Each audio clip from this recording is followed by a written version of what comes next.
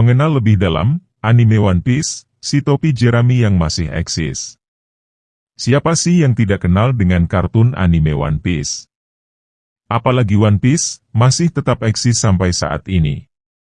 Anime sekelompok bajak laut yang dilahirkan di Jepang pada tahun 1999 ini hingga kini masih terus berlanjut. One Piece merupakan karangan dari Eiichiro Oda. Awal mulanya, pada Agustus 1997, Oda menerbitkan cerita One Piece dalam bentuk komik. Lalu pada Oktober 1999, versi film atau animenya mulai dibuat. Hingga saat ini, anime One Piece telah memiliki 993 episode, dan seri buku komiknya telah mencapai 1026 bab. Komik One Piece merupakan komik paling laris sepanjang sejarah Jepang. Dengan penjualan lebih dari 260 juta eksemplar. Selain itu, One Piece juga memecahkan rekor sebagai manga dengan cetakan terbanyak. Salah satunya Monkey D. Luffy, yang merupakan karakter utama dari anime dan komik One Piece.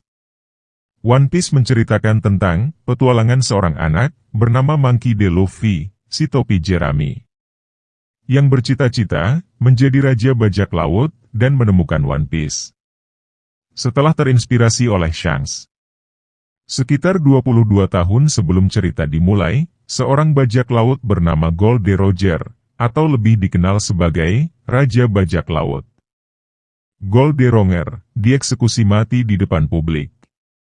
Tepat sebelum kematiannya, ia mengumumkan kepada orang banyak tentang harta miliknya bernama One Piece, yang diklaim sebagai harta terbesar yang pernah ada. Pasca kematiannya, banyak kelompok bajak laut berlomba-lomba untuk mencari harta karun peninggalannya. Kematian Roger pun memicu dimulainya era zaman keemasan bajak laut, ditandai turunnya banyak bajak laut, hingga tak terhitung jumlahnya yang mencari harta karun.